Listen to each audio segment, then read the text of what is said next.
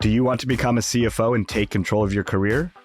Our AXR podcast series from Go to CFO will give you a unique insight into what it takes to become a successful CFO, hosted by myself, Dave Goldbach, and my colleague, Kunal Gupta from AXR Recruitment and Search. We speak to inspiring and successful CFOs from our network across Australia. They share their career journeys with us and with you. The closest thing you're going to get to delving into the mind of a CFO. We hope you enjoy it. Welcome to this episode of From Go to CFO podcast. My name is Dave Goldbach, director of the AXR Recruitment and Search Accounting and Finance practice. Today, we're joined by Nick Barnes. Nick grew up in England, qualified at EY before spending a decade in consumer goods at PepsiCo, Suntory and SunRice. He relocated to Australia, sponsored by Suntory, before moving into the scale-up world of Koala, MILKRUN and Vow. He's currently CFO of Karma Drinks, an organic and fair trade beverage company. Hi, welcome to the podcast, Nick. Hey, thanks for having me. All good.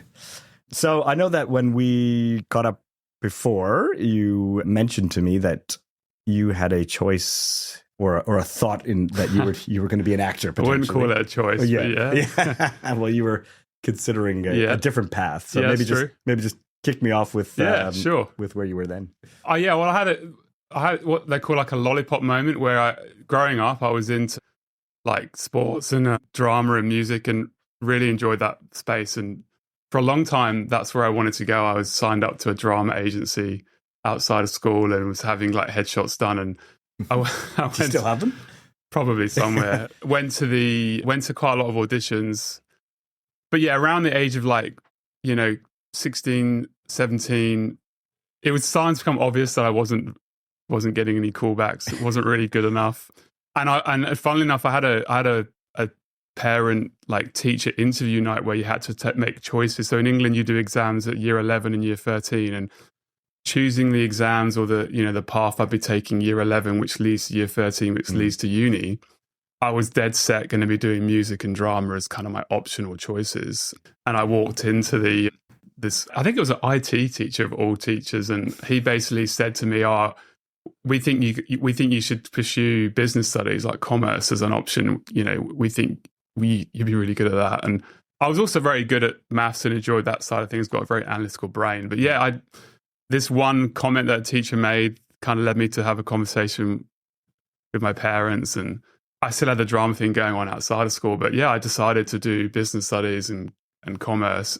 I didn't do drama. I still did music. Yeah. And then, that kind of led me down the path of doing a commerce and, broad commerce and accounting degree at uni, a year out working, which then I had a kind of CFO mentor that got me into audit. Yeah, right. Yeah, so it could have been a very different path. I wouldn't be sat here and probably would be unemployed, but yeah.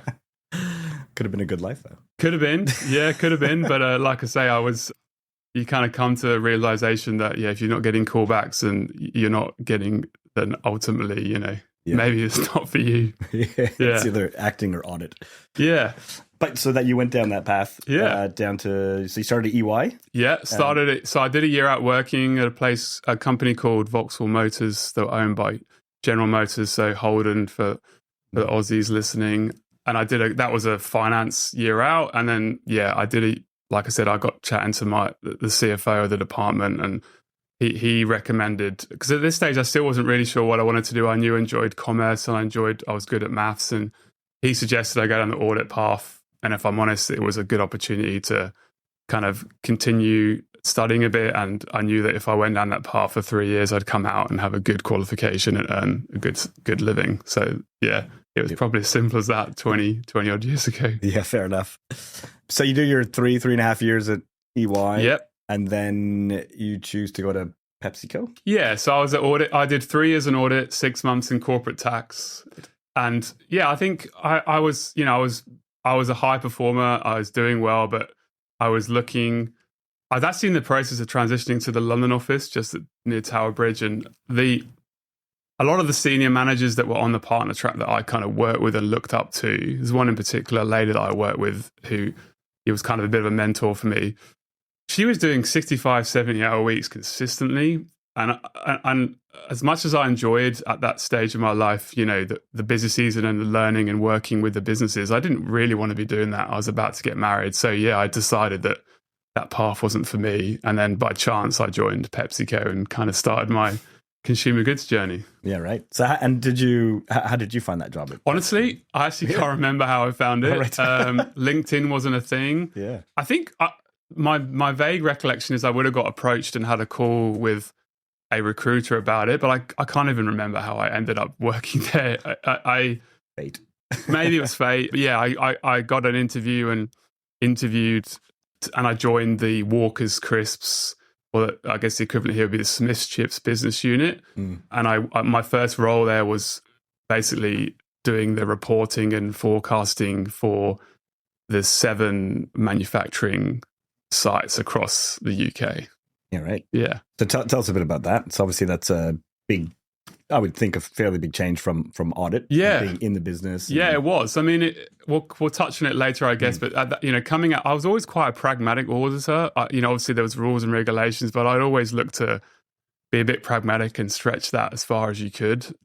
But I think moving into a kind of a business where you're with the business unit and you're having to, it was a big adjustment for me in terms of working in the grey. And I mean, manufacturing, like in terms of the ambiguity, is nowhere near as kind of difficult as working with sales and then marketing. But at the time, it was kind of like I've come from this kind of world where there was regulations and rules and okay, this is how you do things, to like actually it was a bit of a kind of open season in terms of, so it was a big adjustment for me to go from that world into then, I had to kind of go out and meet all the manufacturing team and understand how they did things and get my head around the manufacturing process, get my head around how the manufacturing teams would try and make sure they had lots of buffer in their budget and work around the system a bit. But yeah, in a lot of ways, it was kind of an extension of audit because I would go out, meet the teams. I had to kind of get them on my side because I was the guy from head office who was there to kind of manage their budgets. And if they weren't hitting their numbers, I had to explain, I was in charge of just that one little area of the P&L for the one business unit. So yeah, it was kind of it was certainly an adjustment to working in the audit world. And how did you find, the usual, I guess, stakeholder management question of you're a young kid, you're coming from head office, and then you're dealing with probably quite different people in the manufacturing world, getting them on side. And I mean, it in a lot of ways, this kind of extends back to my alternative career path. I've always been able to confident, speak to people, get on with people, chuck me in a room and I'll have a conversation with most people. And I think that, and then being in audit, that's what I love, that challenge in audit. I remember the main client I was on, the controller almost went out of his way to make life difficult for the audit team. I don't know why, because ultimately he wanted us probably out as quickly as possible. But, I always thrived on just rocking up to someone's desk, trying to interrupt their day, trying to get something out of them. They didn't want me there. But I enjoyed that and I got on well with people. So when I was out and about and supporting these manufacturing, I just try to take that same approach, just be kind of jovial, get on with people, try and listen to their perspectives. Yeah. It's good. I mean, there were times that it probably didn't quite work, but I just try and go in with an open mind and, like I said, be approachable. I've always had the mentality that whether I'm chatting to an audit partner or a junior or whatever, whoever it is, I'm the same person. I'm very kind of transparent and, genuine. So yeah, just try and take that approach. That's good. I think I couldn't agree more. That works. Yeah. So it sounds like what you're saying, if I go back one step, is that you've had a lot of your career is FMCG. Yeah. It's been and it sounds like you're saying that was a bit of a fluke, or is FMCG something that you actually wanted to get into? Well, I think, a fluke's probably a good way to put it. Like I said, I don't really remember how it happened. Yeah. What I would say is, however I got into the world, I then was very intentional about staying in it. Like when I think back to my audit days, I audited Telefonica O2. It's a big kind of telco business in Europe. And I audited an English tech company. And I struggled with the intangibility of it. So what I love about consumer goods, however I got into it and why I stayed in it, is the simplicity of the product. We are making a pack of chips and we are selling a pack of chips, or we are making a beverage. And so Yeah, I love the tangibility of it. I've always enjoyed then, being able to understand and, get into the coalface business and what's going on. And from my perspective, it's very easy to relate to something that you would go and buy yourself. Yeah. Okay. That makes sense. So you moved then through another role, I believe, at Pepsi. Yeah. And then into your next role at Suntory. Yeah. So I was in, I'm sure we'll come on to it, but I did 18 months in that role, that first role. I then moved on to being the commercial support for the Tesco, kind of Walker's Tesco commercial team. And, Tesco is the largest retailer in the UK. It was, I think from memory, it was about a seventh of our revenue. So it's a pretty large customer. So I went in on the commercial team and I was in that role for 18 months. But at this stage in my career, I was still very focused on kind of, upwards projection as quickly as possible. I'd kind of come, like I said, I come from the audit environment and the kind of educational environment where I wanted to do well. So yeah, I was getting kind of itchy feet at the time, and long story short, I got the opportunity to join GSK, who at the time owned Lucozade and Ribena, and I came across. So I went from being the kind of finance business partner for the Tesco team to being the finance business partner for the entire grocery channel for the brands Lucozade and Ribena. But then 2 weeks into joining GSK, they announced the intention to sell the brands. And then I then went across with the newly formed Lucozade Ribena Suntory business in that existing role, which started my kind of 7 year association with Suntory. Yeah. Okay. Did that change anything? Did the acquisition from? Well, funnily enough, I having spent 3 years at Pepsi, absolute kind of blue chip FMCG, an amazing place to work, very vibrant, very fast paced. I then joined GSK, which was a pharma business that owned these two brands that, heritage in the UK would be medicinal based. Lucozade, for example, was called Glucozade, and you would go to the pharmacy to get Lucozade when you were unwell, and Ribena, vitamin C. But when I joined the business, it was very different. It was like a pharma business owning these brands. And I was like, what is all this red tape? So actually for me, I kind of jumped at the opportunity, even though at the time a lot of people saw it as risk. I was like, well, I'm not loving this environment. I love these brands, and let's just see what happens over here. So actually, in a lot of ways, it kind of reinvigorated me to come across to this new business. If I'd have retained and stayed at GSK, I'd have been looking after, Listerine and Sensodyne, which are not quite as, in my eyes, are not quite as exciting. Right, so they play a role for sure, but I was happy to move across. Oh, that's good. And then I think from memory, you said that you went into an SAP process lead role, which I think you were saying that it's a role that you felt completely out of your depth. Yeah. There's not many roles in my career where I felt completely out of my depth. And I guess the analogy would be like, you dropped in the ocean and you got to survive. But yeah, basically, long story short, so Suntory purchased the brands.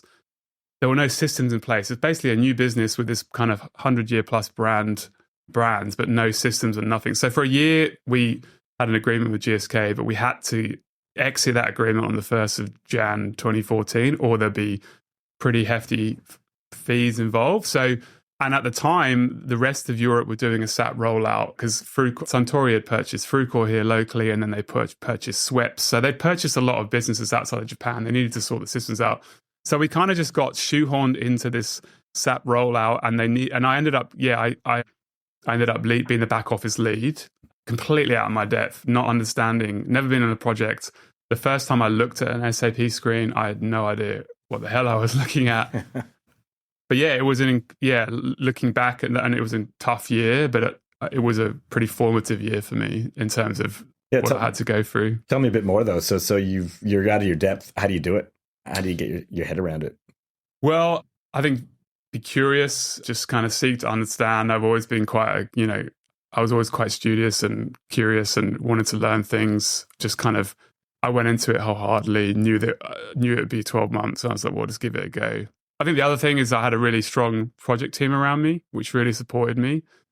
Probably the first time in my career I'd probably started to being open up and vulnerable about looking for support, and, like I said, I've been in a high performing kind of mindset and environment where you had to kind of just be the best and do the best. But I think having a really strong team around me to support and bounce ideas off. I had a really great project manager that had had the support, the kind of the exec team, but also always supported and backed up his team first. And yeah, it was just a really kind of fun environment. So I think if you open yourself up to that and you just go into it wholeheartedly and just be prepared, it was the hours are tough. You learn a lot.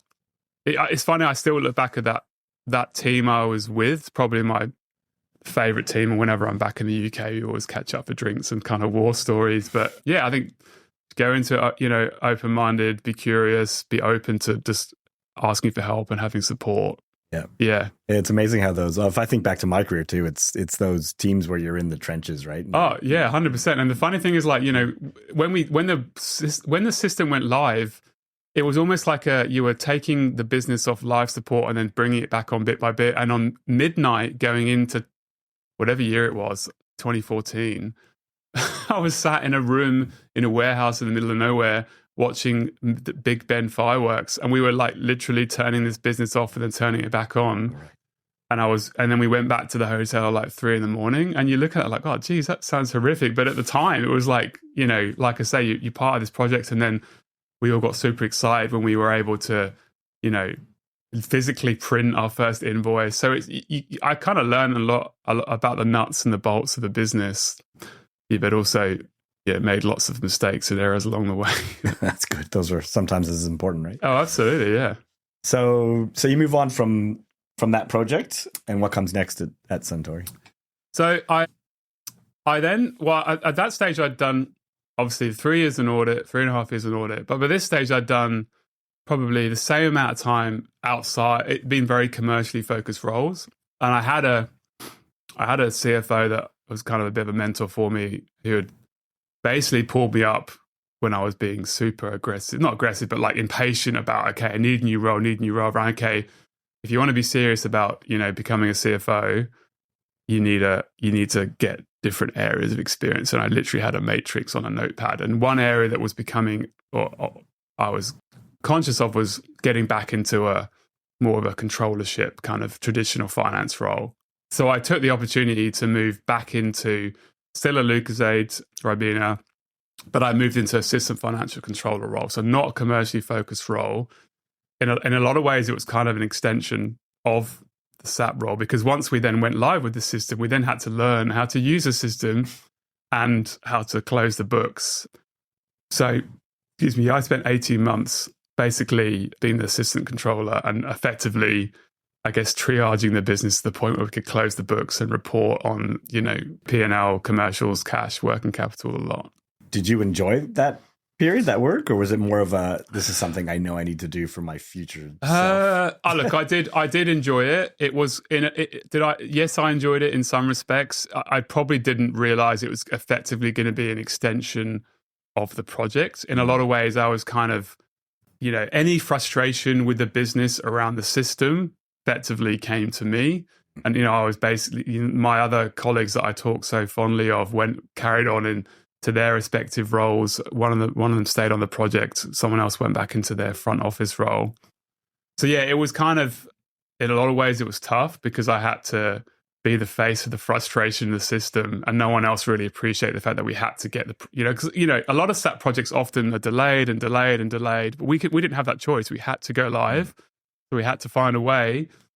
So yeah, but also in a lot of ways, like there were challenges. But I enjoyed the role. But I always knew that it wasn't. I don't want to say means to an end, but it wasn't my happy space for sure. Yeah. But I like I said, I was very intentional around. Okay, I'm doing this role for a reason.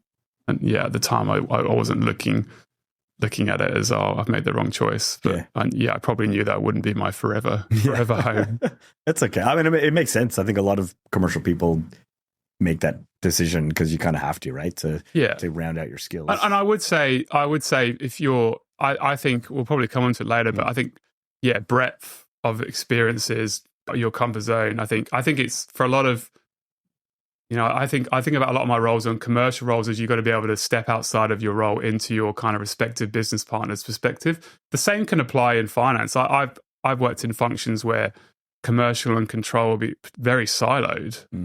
in fact, when I moved across to Australia and Fruitcore, it was exactly like that. The two departments hardly spoke to each other. So when I rocked up, I think having that perspective, well, I've been in that role. I know how frustrating it is when you're trying to close the books or just get something. So I think it kind of complements, in that regard. Yeah, that's good. Okay. So then after that, you move on to your next role? Yes. So I think at the time that on my kind of matrix of experiences, an international role was on the cards. As a family, we'd discussed about moving overseas. So when I joined in that role as assistant financial controller, I was aware that Suntory had like exec sponsorship, but I put it out there to our manager and the CFO to be like, hey, I would love my next role after this role, if the timing works, to be overseas, ideally Australia. And the thinking was that, we debated moving internationally, a foreign language country. I was quite keen on moving to France, but as a unit, as a family unit, we decided we'd want to stick to an English-speaking country. My wife, my mother-in-law is from Australia, so we had kind of ties to the country. So yeah, the timing just worked. Our daughter hadn't started school. An opportunity came up to join Fruitcore. It was a commercial role. It was a brand role. I'd never worked supporting marketing.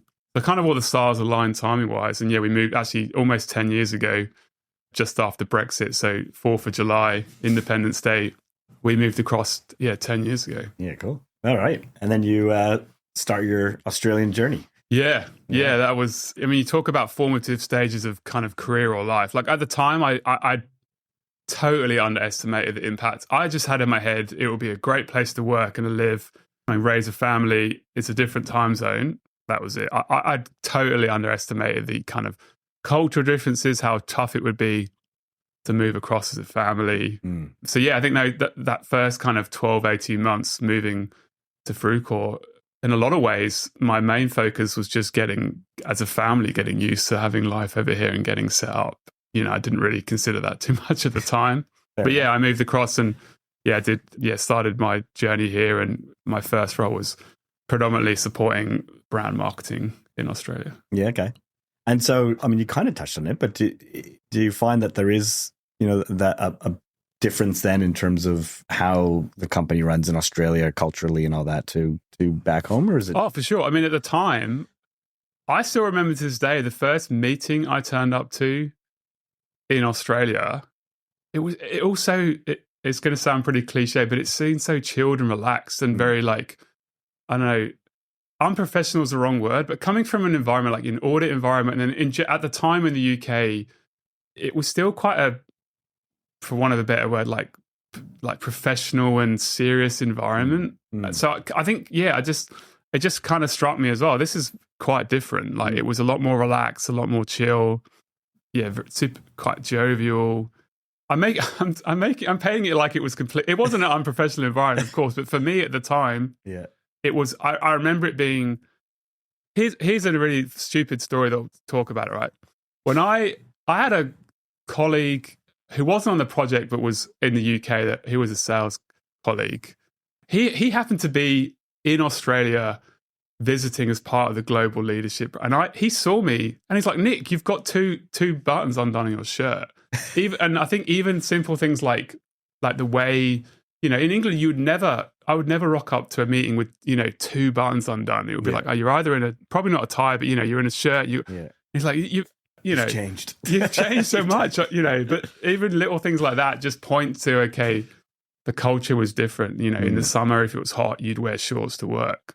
That when I was in audit, I remember, these are funny stories you remember. I think my wife and I were going away for the weekend and I wasn't on the job at the time. And I remember rocking up to the office. I was doing some admin or whatever, and I had chinos on and a shirt. And you would have thought I was walking around naked. Like I had the vibe that, hey, this guy, what is he doing? So this is the kind of environment I come from, and it was definitely more relaxed at at a PepsiCo and GSK, but for me, it was not something I'd expected. It was a bit of a cultural difference. That's good.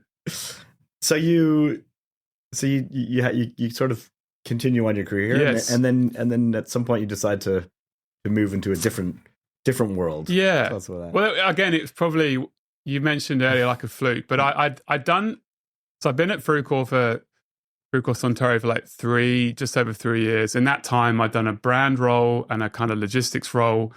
And there was a couple of restructures. I then went to sales role, and then I went to ANZ brand marketing, like a portfolio support role, which was really cool because the two businesses came together, and I supported the kind of marketing director around working through the portfolio, the brands. We had too much MPD going on, too much resource going to too many projects that weren't delivering. But it was, I was starting to come to the conclusion that I wasn't learning as much. And again, I was still, in my head, I was ready for the next step. And unfortunately, the timing didn't work. And so, yeah, long story short, I kind of went back and forth. And, I loved working at Koala and had great colleagues and great friends. But yeah, I came to the conclusion it was time to leave. And I got my trusty matrix out and I looked at it and I was like, okay, I haven't got a group role, a group FP&A role. I hadn't done a true FP&A role, and I hadn't worked for a listed business. So it was as simple as that. And I got a chance to join SunRice, the listed kind of agri business, as group FP&A manager. And that looked like a great role for the career. But I'd probably had a bit of a blind spot on having always worked for great businesses. I'd probably underestimated the diligence required for the kind of values and cultural fit. And then, 2 months into that role, I started to come to the realization that it might be the wrong choice for me. And then, then COVID hit. So, Well, before we get to that, COVID, so I am quite interested in your notepad, your matrix. And, and obviously you had a quite planned out view of where you wanted to be and getting to CFO by a certain age. You had all these different, so I'd be interested to hear about that, because I know some people really spend their careers planning it out and have a vision and to get there, and some people have no plan and just end up going where they are. But obviously you had a plan. I mean, you touched on it, and we'll probably come on to learnings, whatever.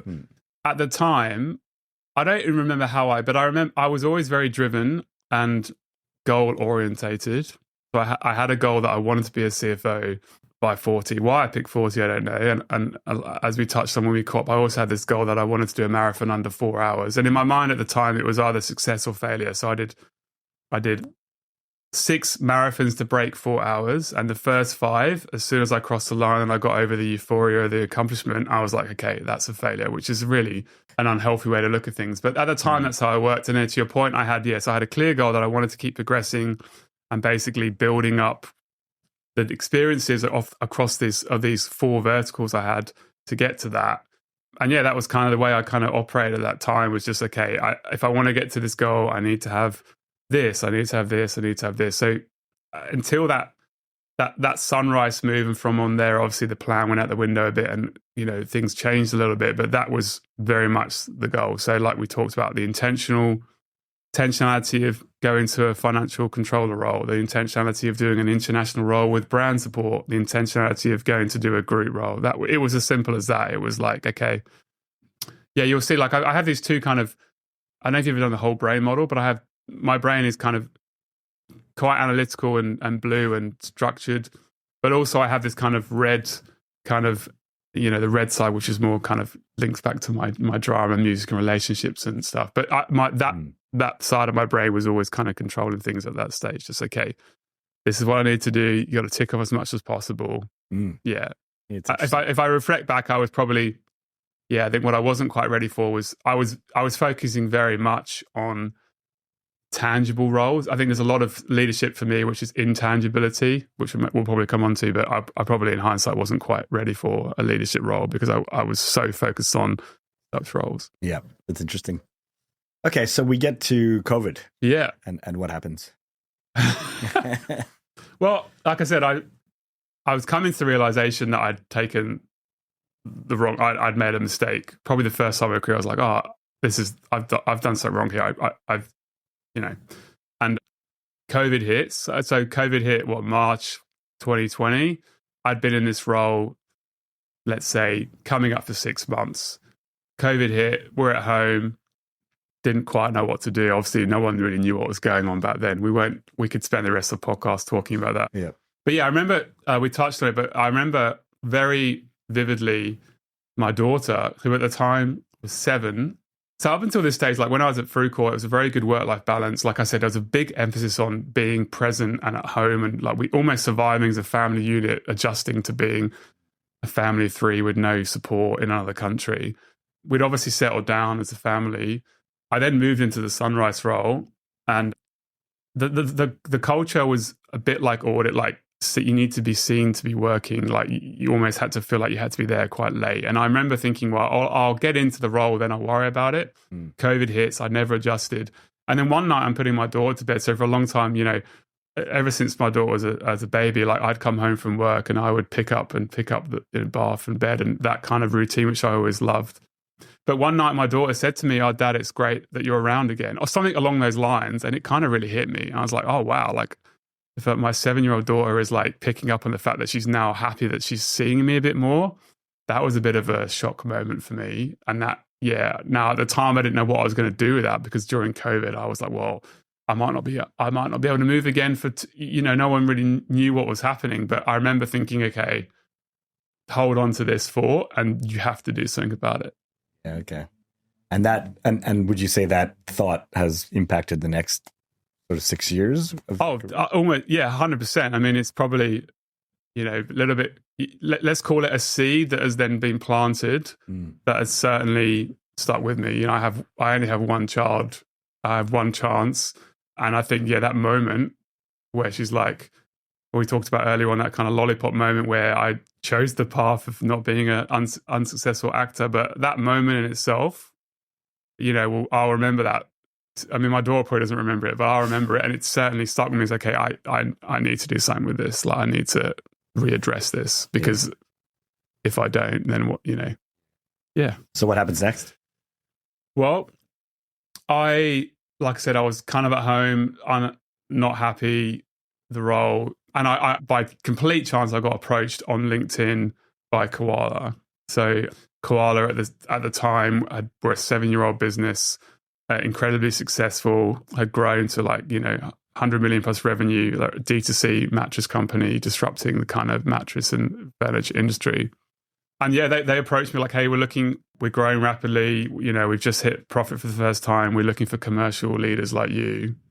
So I was like, look, great. This is a really different company. Like I probably then over-indexed on the culture and the great place to work. I remember, rocking up and they had like kombucha on tap and coffee on tap. It was like called the Treehouse. Everyone was wearing like t-shirts and jeans. And I was like, oh, this looks like a great place to work. And that kind of then led me down the kind of the last, second half of my career to date around startups and scale-ups. Yeah. So tell us about your time at Koala. Yeah. So we touched on like these formative roles I did, like, the first year at Pepsi and that year on the SAP project. I think this year was probably up there in terms of being out of my depth. So I joined the business as kind of marketing and tech support. In the time I was there, in the first 6 months, the workforce doubled. I was managing and supporting a director who was based in the US, managing a team of 50 with a multi-million budget with no processes. And for the first time in my career, cash and the concept of runway was coming into my kind of sphere of understanding. But I remember vividly thinking, well, what the hell is going on here? There was you had all these operational leaders coming into the business. Like I mentioned, it was like not a week would go by where another half a dozen people wouldn't join. At the time, there was a bit of change at the exec leadership level, and no one really knew what was going on. And I'd kind of come from this structured world to this unstructured world. Yeah, and you kind of, theme for me in these kind of startup scale-up roles is you kind of pick your own adventure. There isn't a swim lane. You kind of just got to be up and open to doing anything. But I think that transitionary year for me was hard, because I was like, and the CFO that hired me in, he shortly exited after I joined, a new CFO came in. So it was just a whole lot of noise that I was like, okay, what do I do with this? Yeah. So how did you? Because I imagine, and you're happy for you to chat about it now, is there's a big difference, massive difference between the startup scale-up world and working in a multinational business. Yes. What are those, from your perspective, the differences, and what? Yeah. And how did you deal coming from that world, from the big world to the startup world? Well, look, I think the obvious benefit of being in a larger, more structured environment there's a few obvious benefits. Like, early on in your career, particularly, if I think about my career, I was specializing in getting support in certain areas of the business, manufacturing, sales support, etc. And throughout that, there's a big theme around learning and development and stability. So I think there's an obvious benefit that you do get a lot more support around, learning and development. You get to really focus in on certain areas and build up that experience. And to be honest, it's a lot more stable for a lot of people, like the startup scale-up space. As you'll probably see, like my second half of my career to date, the roles have been a lot more frequent. Now, but in saying that, I think if you can reorientate your mindset and come into the view that I'm gonna learn, and I'm just gonna learn from failure and go again. The obvious benefit of smaller businesses for me is the breadth. Like you know, in my current role, I manage finance, I support ops, IT, people. At Vow again, I'm setting up finance, but there's the expectation with the leaders and the founders is like, okay, there's a problem to be solved. If you can support it, you've got a view in it, just get involved. So I when I was interviewing for Karma, I remember at the time saying, well, I've done 4 years of startup roles and I've probably had the equivalent of 8 to 10 years of mature businesses experience. So I think but I think the big thing that has to unlock that for me is the mindset of that you have to. So that year at Koala, I was being really hard on myself for errors or mistakes that I would never make in a larger environment. But you can't compare the two. You don't have the systems, the processes, the pace is different. But until you realize that and go on that journey and like, okay, I've got to reorientate the brain here, my mindset, you probably won't succeed. But if you can do that, then I think there's a lot to be gained, from being in those environments. And do you think so some people go straight into startup and that's what they do. And well, I'd say on the other side, it's pretty rare to go from startup to big. It's usually probably more often from big to small. Do you think the path that you took really helped you having that? Yeah. And did that transition then become harder having been in the large business for a while? No, I don't think so. And I would say it was, I think the fact that I always understood what good looks like in a large operating environment, and also the kind of pitfalls around getting into, cumbersome controls and processes and kind of, meetings for the sake of meeting sakes and red tape. I think that kind of helped me. Doesn't change the fact that the transition was difficult. I think if you go the other way, the thing about startups and scale-ups is it's kind of horses for courses. And what I mean by that is like certain skills are required at certain stages of a business, and then naturally as the business evolves, so does the individuals that need to be. Now, that's not to say that you can't evolve with it, but typically for me, where I find I add value is in that kind of turning chaos into order state. But then, I would say it certainly helped me knowing what order should look like and having scalability. But that's not to say that you can't go the other way. Like I think what would be interesting for me is, as I look forward in my career, is how would I cope going back into a larger environment? If I was to go back into a Suntory in the future, or you name your large organization, I suspect I would be I would find it frustrating with going back into that environment, if you understand what I'm saying. So yeah, I think. Yeah. But again, I think if you're open to it and you're kind of aware of it and you're intentional about it, I think anything is possible. One thing, and we might come on to it, what I have learned is I think you've got to be a lot more open to the career is a bit more of a lattice. You just got to go with it and see what happens. Yeah, I think any experience is good experience. I think if it's you're learning, you're developing, you're out your comfort zone, you're learning. In my mind, it's all good. Yeah, that makes a lot of sense. So MILKRUN, you end up there? Yes. So after a year at Koala, I went across. So Danny and Mitch, who founded Koala, at the stage, Danny had stepped away from the day-to-day running of Koala and he set up MILKRUN.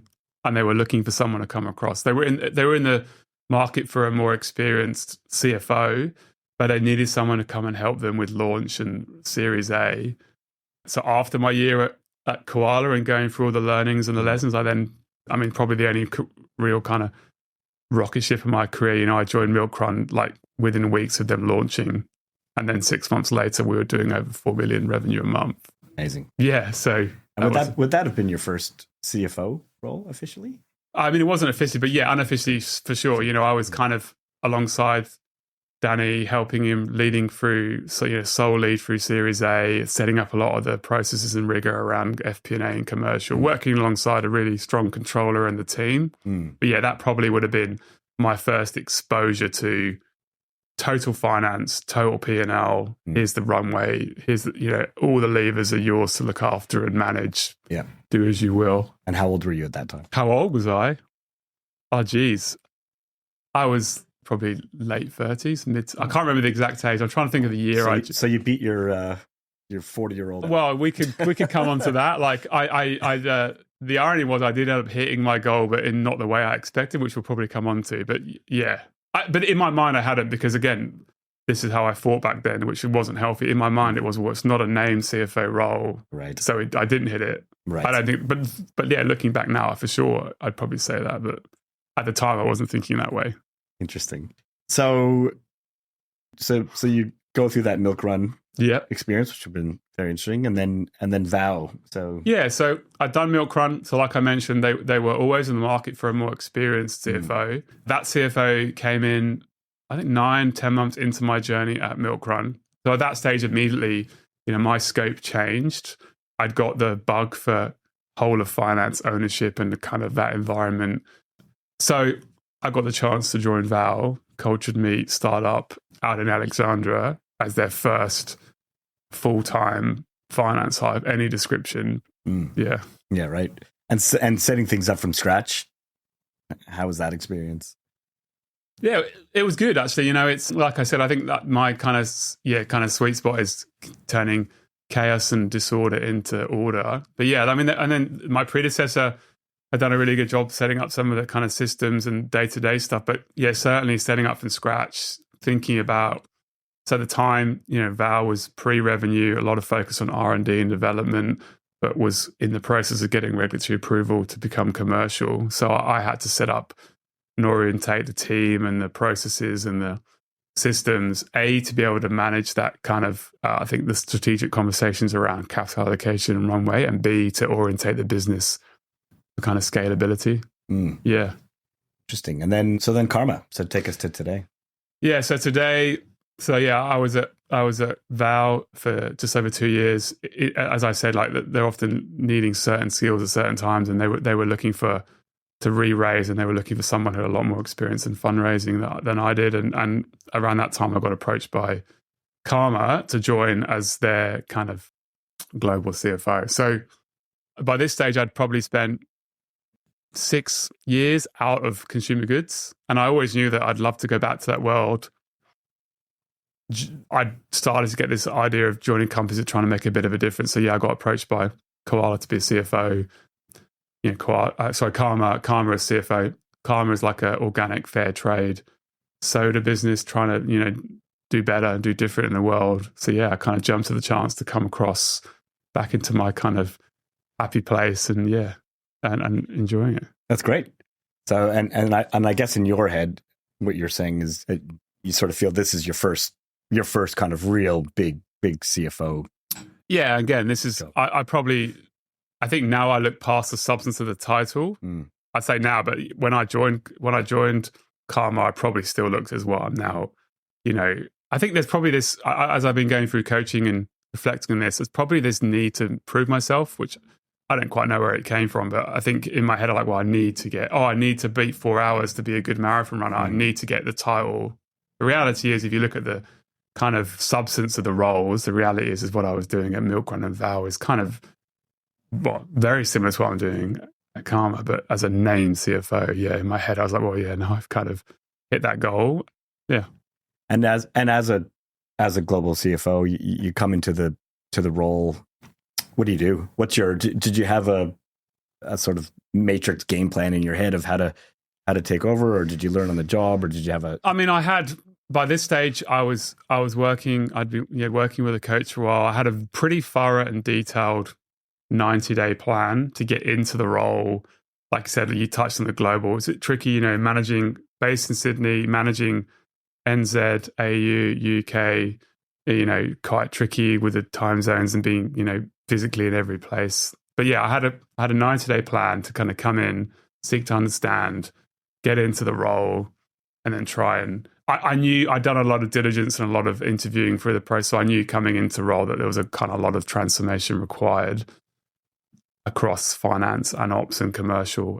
So yeah, I just kind of had a 90-day plan, and as much as possible, try to stick to that first 90-day plan around seeking to understand and getting a lay of the land, and then kind of go from there in kind of almost 90, 100-day increments. Like we touched on earlier, in startup, scale-up space, depending on the stage of it, like at MILKRUN, not a day or a week would go by where you couldn't plan. And at this kind of stage, you've got to look at things at no more than kind of quarterly increments. So you've got to kind of, whereas in obviously large organizations, you're probably looking, 12, 18-month increments. So I had a plan for 90 days and then I kind of went from there. Yeah, okay. So at Karma Drinks, is it, because you're still there, obviously, is it a situation where you felt you had to come in those 90 days or in the earlier stage and make these changes pretty quickly? Or did you sort of have the chance to sit back, take it all in, and then decide on? Well, looking back, I think looking back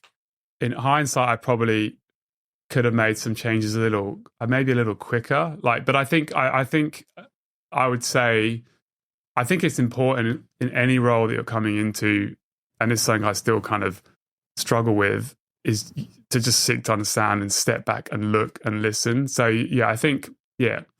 But I had a pretty good hunch and a pretty good gut view. I think within about a couple of months. I remember when I did my second monthly board meeting, I had a pretty good view on the lay of the land and what needed to be done. Yeah, so I don't know if it really answers your question, but yeah, certainly I think maybe I could have gone a little bit quicker in hindsight, but equally I think it's probably remiss to be walking into an environment that's new to you, where you don't understand the context or the people or whatever, and be like, right, this is how we're going to do things from day one.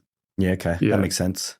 And I think, so we've probably a good time to raise it now that you've foreshadowed a few times around the fact that obviously you had a very different view of structured matrixy view of where you wanted to be. And obviously in the last few years, you've had a bit of a change there. You've had coaching, and you can talk us through this. You've gone down the path of meditation, etc.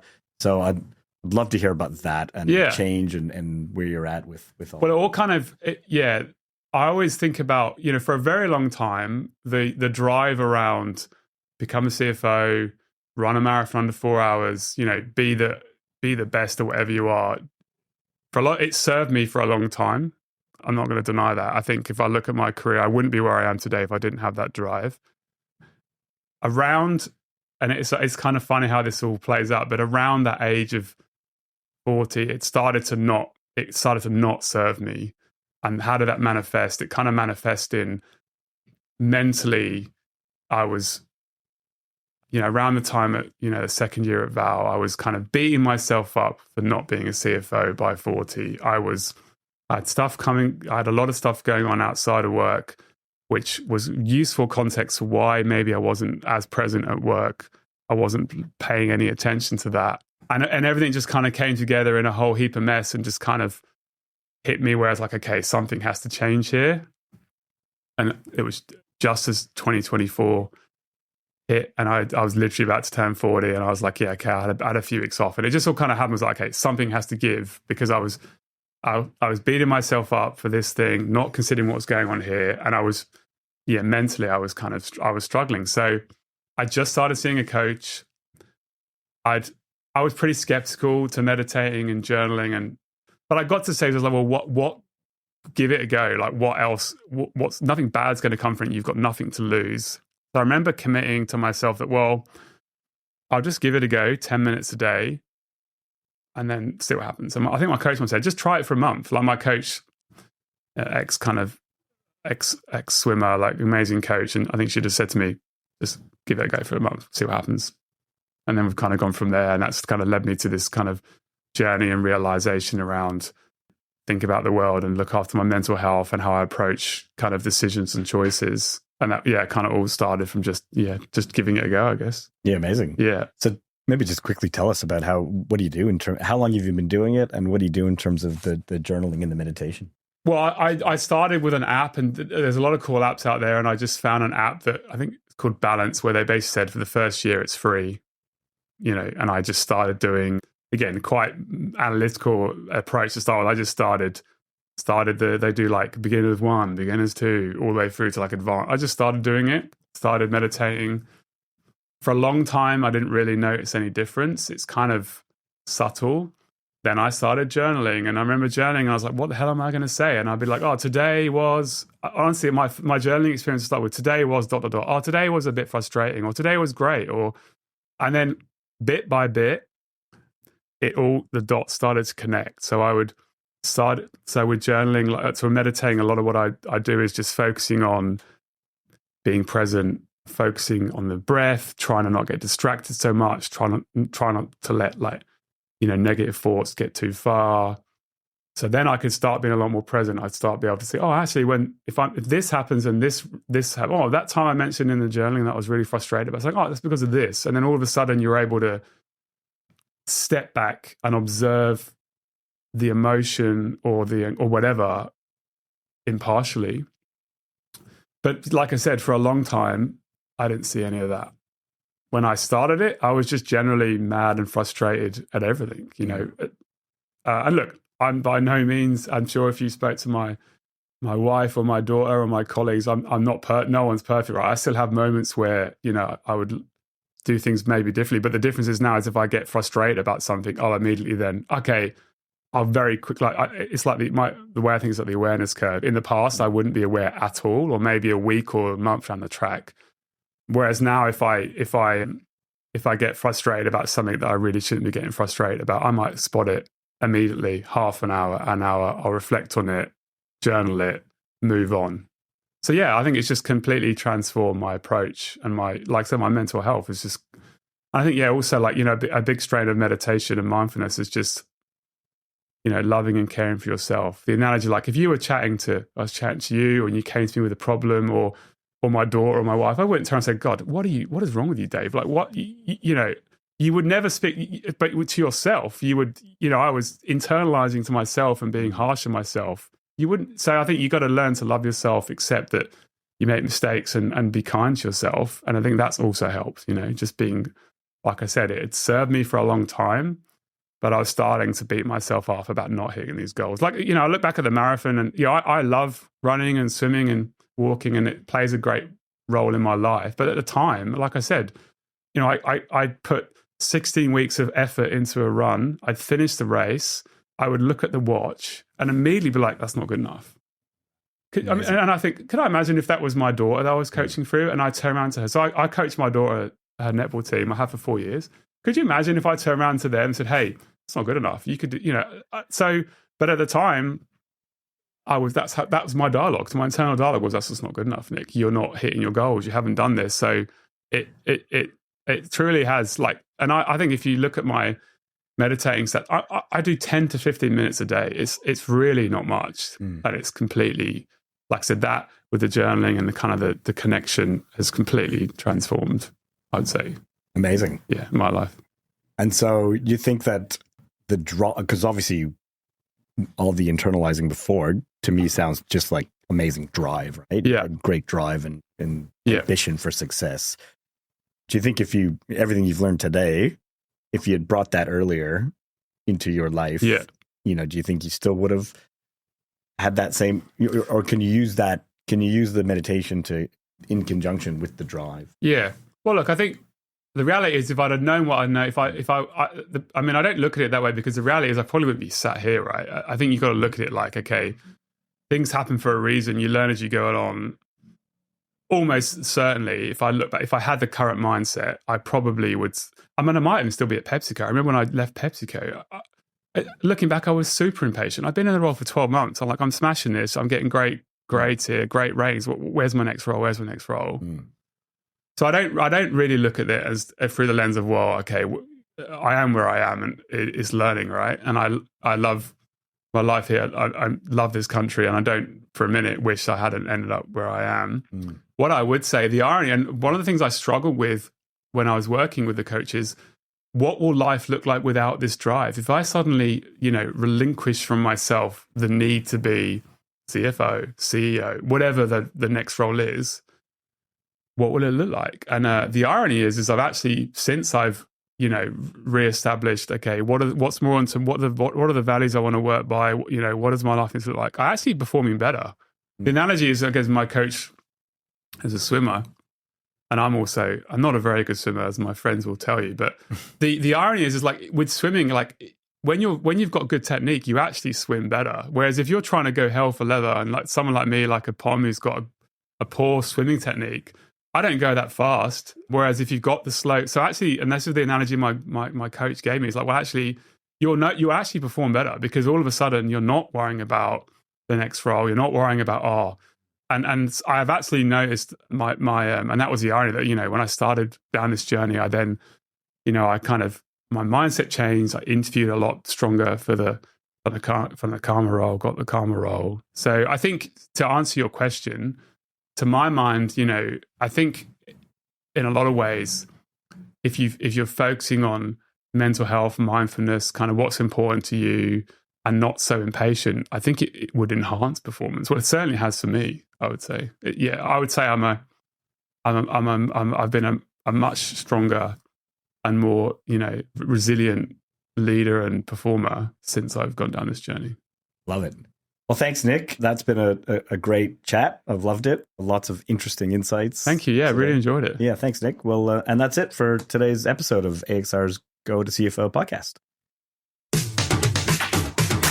Thanks for tuning in, and we hope you enjoy the insights from our network of inspiring finance leaders as they share their journey from Go to CFO. If you're looking to make the next move in your finance career or build your team, get in contact with the team at AXR Recruitment and Search today. We're passionate about building careers, not jobs, teams, not just hires. If you enjoyed the episode, hit the like button and subscribe today. See you next time.